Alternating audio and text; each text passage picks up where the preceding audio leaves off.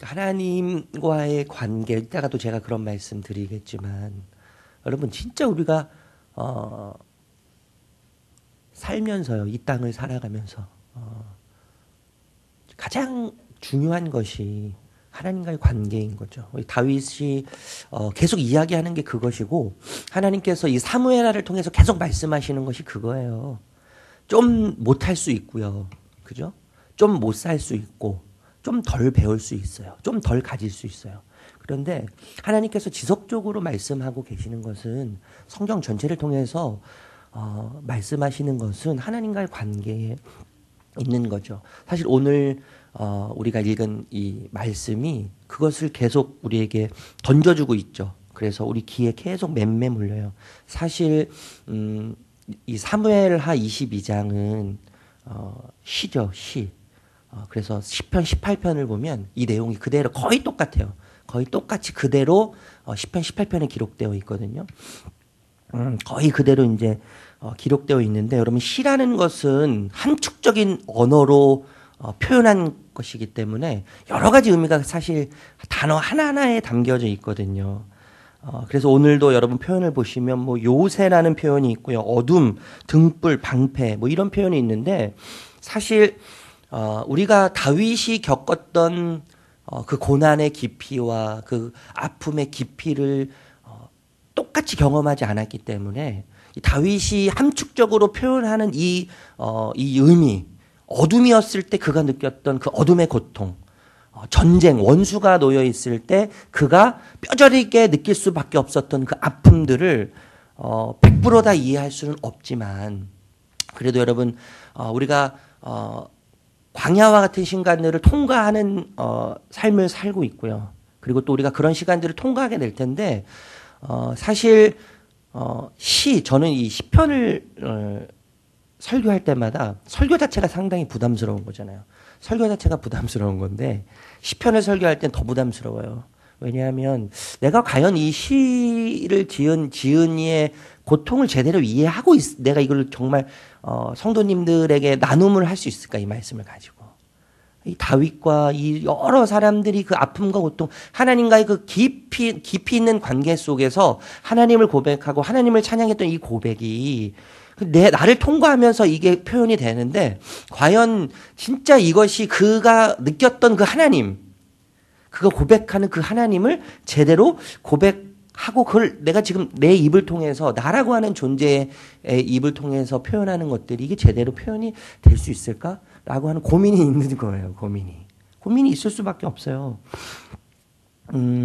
저는 참 시를 좋아하는 사람인데요.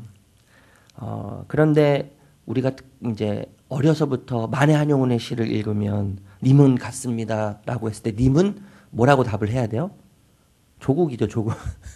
조국이라고 우리가 어려서부터 배워왔어요. 그리고 수업 시간에 그렇게 답을 내려야 되는데 그게 저는 너무나 싫었어요. 너무나 싫었어요. 여러분 시는 느끼면 돼요. 네. 느끼면 되고 내 삶을 통과시켜서 내 삶을 대입해서 그대로 시를 지은 이의 마음을 느끼면 되고, 시를 지은 그 사람이 무엇을 노래하고 있는지를 느끼면 되는 건데, 느낌이 다 다르기 때문에 시편을 특별히 이제 이야기하고 나눌 때는 강요한다는 표현도 그렇지만 그런 부분에 있어서 어려움이 있다는 거죠. 그런데 오늘은 사실 더 어려운 게 뭐냐면, 다윗이 이제 이 사무엘하 21장부터는 자신의 삶을 돌아보는 거, 회상하는 거예요. 회상하면서 자신의 삶을 돌아보면서 자신이 어떤 길을 걸어왔는지를 고백하는 거예요. 21장부터 24장까지 아주 짧은 장, 한 3, 4장의 그 이야기들을 통해서 자신의 과거, 자신이 지금까지 걸어온 이야기들을 회상하는 거예요. 그러니까 여러분 얼마나 심오하겠어요. 70년 가까이에 다윗이 70년을 살았는데 70년 가까이의 자기의 인생을 정리하는 그 글이 21장부터 24장까지인데 그 이야기가 얼마나 심오하고 진지하겠냔 말이죠. 여러분 제가요 이 짧은 시간에 다윗의 자신이 돌아보면서 자신의 돌아본 과거의 이야기를 회상하는 그 깊이 있고 심오한 이야기, 진지한 다윗의 이야기를 이 짧은 뭐 십몇 분의 시간 동안 어떻게 다 제가 뭐 설명을 드릴 수 있겠어요. 그렇죠? 그러니까 여러분 집에 가시면 다윗이 회상한다는 느낌으로 자신의 삶을 성도님들의 삶을 회상하신다는 느낌으로 이 사무엘하 22장을 아주 정확하게 아주 또박또박 다시 한번 전체를 쭉 읽어보시면 정말 더 큰 은혜가 있을 거라는 생각이 들어요. 그렇게 하시기를 좀 부탁드리고요.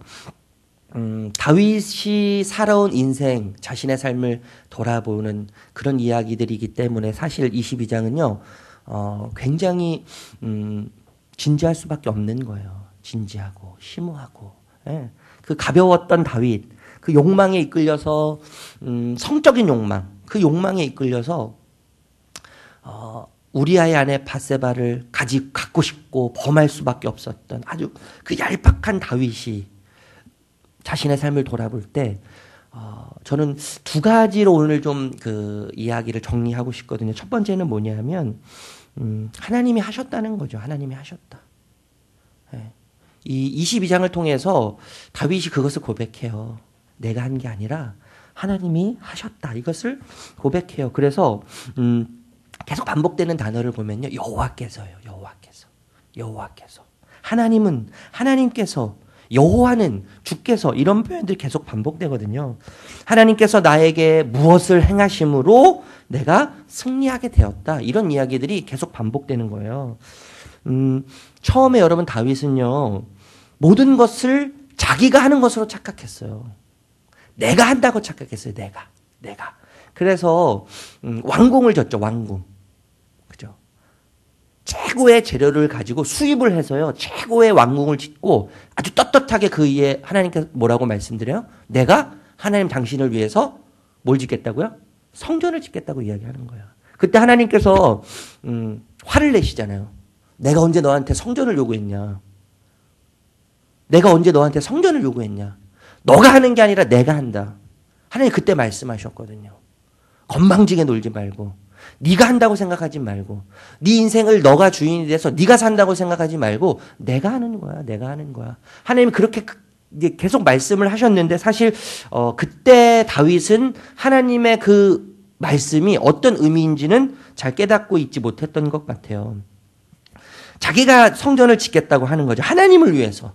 사실 하나님은 다윗을 위해서 일하고 계시는 건데 다윗 자신은 하나님을 위해서 일을 하고 있다고 착각했던 거죠.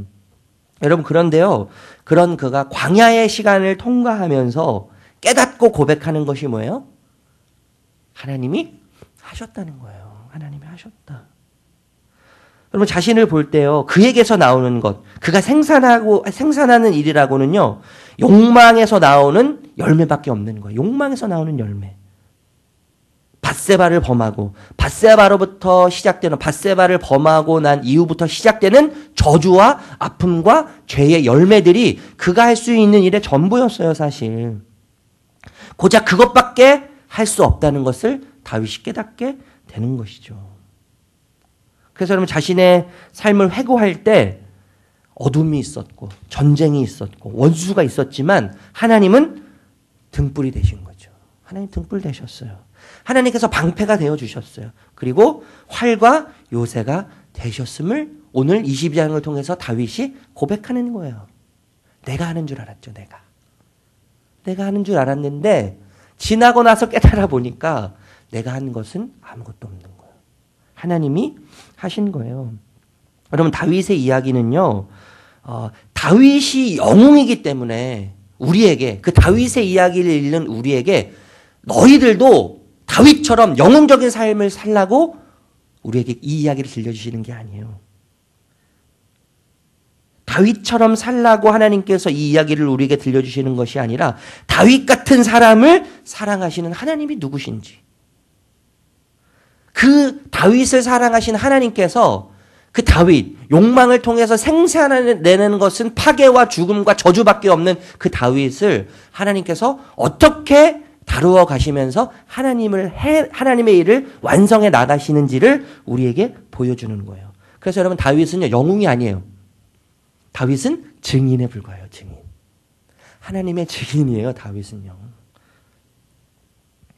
여러분 다윗은 실제적으로 자신의 삶을 계획한 적이 없잖아요. 그렇죠?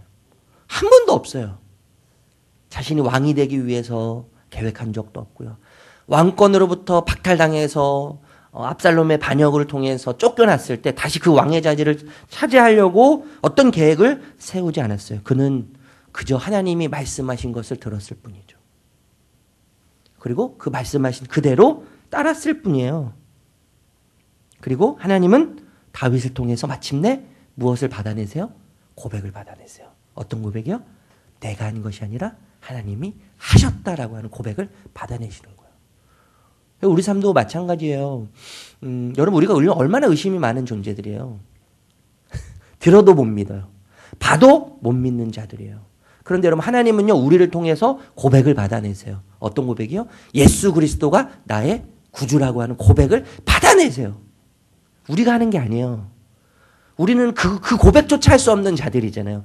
그런데 하나님이 하셨기 때문에 그렇게 의심이 많고 그렇게 불신이 많은 우리들을 통해서 하나님은 우리의 아버지심을 우리의 아버지 되심을 받아내시죠. 예수 그리스도께서 여러분 2000년 전에 십자가에 못 박히셔서 돌아가셨던 그 사건 본 적도 없고요. 우리는 그저 들었을 뿐이에요. 예수님 만져본 적도 없어요. 만난 적도 없어요. 그런데 하나님은 의심 많은 나라고 하는 존재를 통해서 예수 그리스도께서 인간의 몸을 이 땅에 입고 오셨고 뿐만 아니라 이 땅을 사셨고 그리고 십자가에 못 박히셔서 돌아가셨을 뿐만 아니라 부활하셨고 그리고 다시 오실 것이라고 하는 믿음의 고백을 받아내시죠. 하나님이 하시는 거예요. 하나님이 하시는 거예요. 그러니까 여러분 우리의 삶을 보면 하나님이 하시는 거예요. 결국엔요. 하나님이 하시는 거예요. 그래서 제가 여러 번 말씀드리는 것은 그렇다고 우리의 계획과 생각이 필요 없다는 게 아니죠. 그것보다 내 생각과 내 계획보다 더 큰 하나님의 뜻과 계획이 우리에게 있다는 거예요. 더 강력하고 더 파워풀한 우리의 삶을 결정하는 내 뜻과 내 계획보다 더 큰 나를 향한 하나님의 뜻과 계획이 훨씬 더 중요하고 훨씬 더 강력하다는 것을 우리가 잊어서는 안 되는 거예요. 여러분 하나님은 다윗의 스토리 이 이야기를 통해서 네가 하는 것이 아니라 내가 한다. 이 이야기를 끊임없이 하고 계세요. 너가 하는 것이 아니라 내가 한다. 너가 하는 것이 아니라 내가 한다. 아멘. 네. 여러분 지금 다윗은 이제 22장이 현재라면 20장 이전은 과거죠. 그죠? 사실 지금 다윗이 고백하는 이야기들은 전부 다 과거예요. 다윗의 과거. 그런데 우리의 관점으로 보면 다윗의 과거는 우리의 현재일 수도 있고 우리의 미래일 수 있을 가능성이 훨씬 커요. 이해되세요? 다윗은 지금 자신의 삶을 돌아보면서 과거를 이야기하고 과거를 고백하는데 지금 저와 여러분 대부분들 물론 뭐 그렇지 않은 분들도 좀 계시지만 대부분의 여기 계신 분들은요. 다윗이 고백하는 과거의 이야기는 우리들에게 있어서 현재의 이야기고 앞으로 미래의 이야기일 가능성이 굉장히 커요. 저는 다윗이 자신의 과거를 돌아보면서 고백하는 이 이야기가 과거를 통해서 고백하는 이야기인데 우리에게는 현재고 미래란 말이죠. 아직 우리가 살아보지 못한 길을 다윗은 산 거예요. 우리가 경험해보지 못했던 일들을 다윗은 경험을 하고 고백하는 거죠. 그렇기 때문에 다윗이 고백하는 건 하나님이 하셨다는 고백이잖아요. 하나님이 하셨다.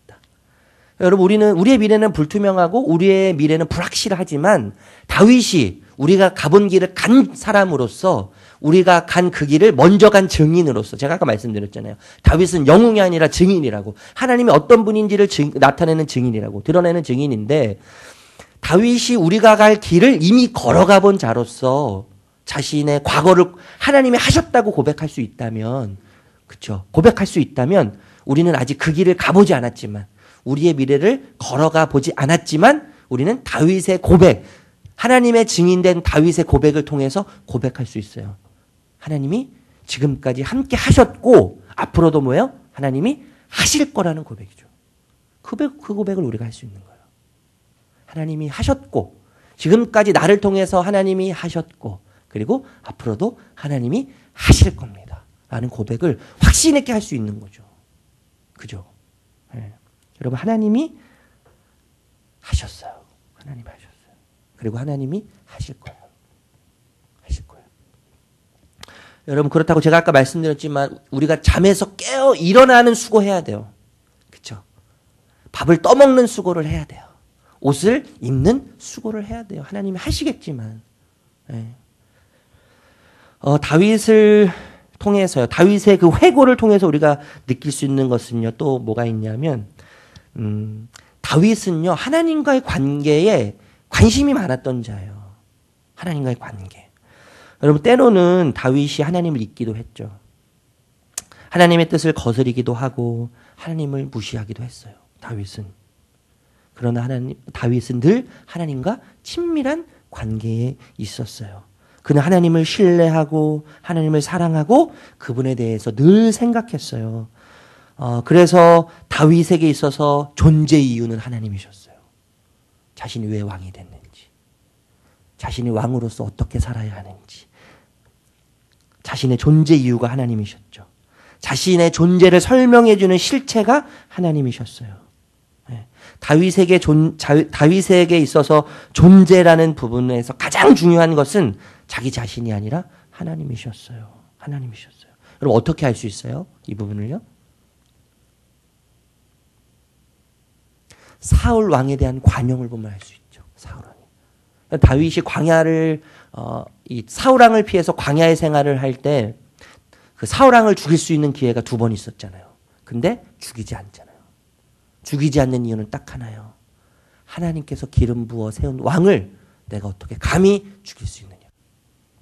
하나님을 두려워함으로 사울 왕을 두려워한 거예요. 그러니까 사울 왕이 무섭고 두려운 존재가 아니라 사울 왕을 세우신 하나님이 두려운 존재인 거죠. 여러분, 밧세바 사건 이후에 나단 선지자가 다윗에게 와서 비판을 하고 죄를 지적할 때 다윗은 곧바로 반응하는 거예요. 곧바로 반응해요. 여러분, 압살롬에 대한 관대함.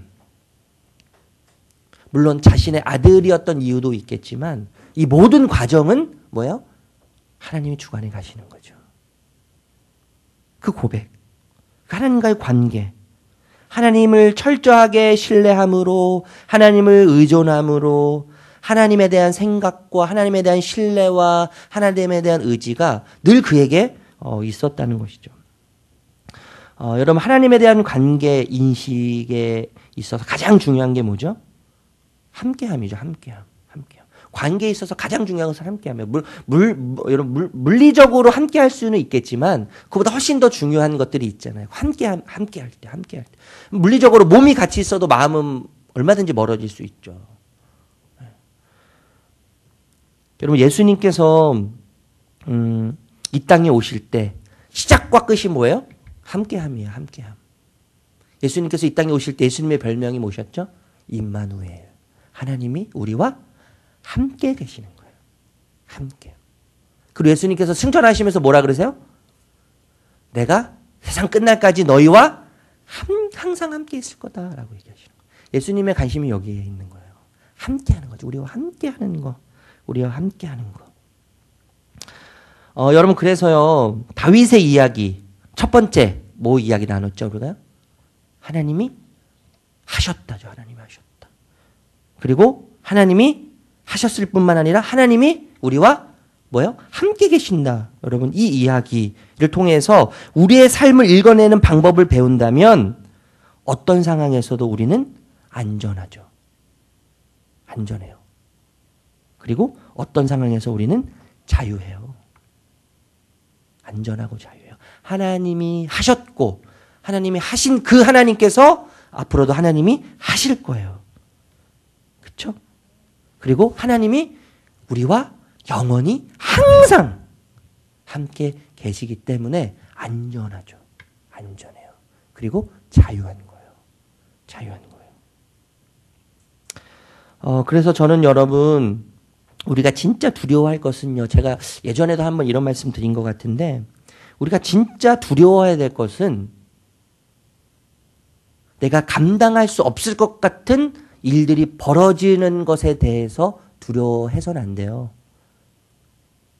내가 감당할 수 없을 것 같은 일들이 벌어져서 내가 주체할 수 없어서 이걸 어떻게 하지? 한숨만 나올 것 같은 상황이 벌어지면 그것에 대한 두려움과 그것에 대한 불안함, 그것을 우리가 두려워해야 될 것이 아니라 여러분, 우리가 진짜 두려워야 될 것은 뭐냐면 하나님이 함께 계시다고 약속하셨고 하나님 지금까지 함께 하셨고 하나님이 하셨고 앞으로도 하나님이 하실 것인데 이 약속의 말씀을 망각할 것을 두려워해야 되는 거예요.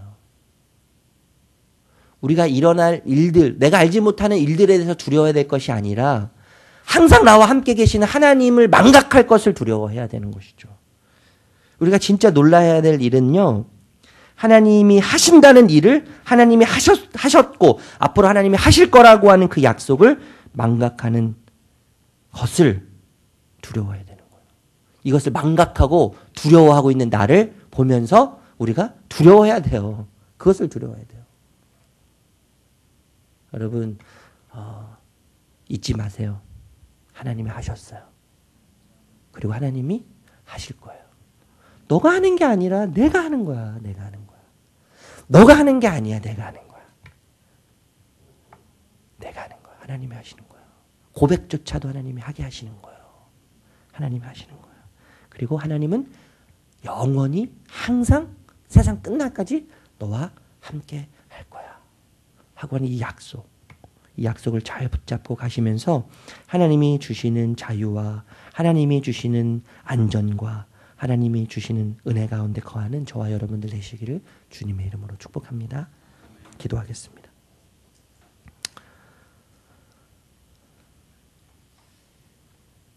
하나님, 다윗이 자신의 삶을 돌아보며 진심으로 또 아주 진지하고 심오하게 하나님이 하셨다고 고백합니다. 그리고 하나님이 함께 하심으로 하나님이 앞으로 하실 것에 대한 고백들을 우리에게 들려줍니다.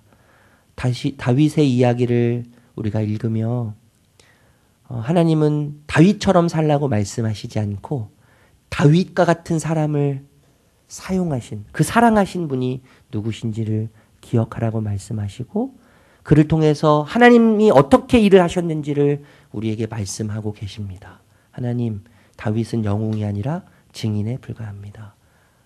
내가 하는 것이 아니라 하나님이 하셨음을 잊지 않게 하시고 하나님이 하셨기 때문에 앞으로도 하나님이 하실 것이라고는 확신 속에서 항상 함께 계시는 주님을 봄으로 그 하나님이 일하시는 것을 느낌으로 경험함으로 하나님 안에서 안전함을 누리며 하나님 안에서 자유함을 누리는 그러한 은혜가 오늘 하루도 있게 하여 주시옵소서.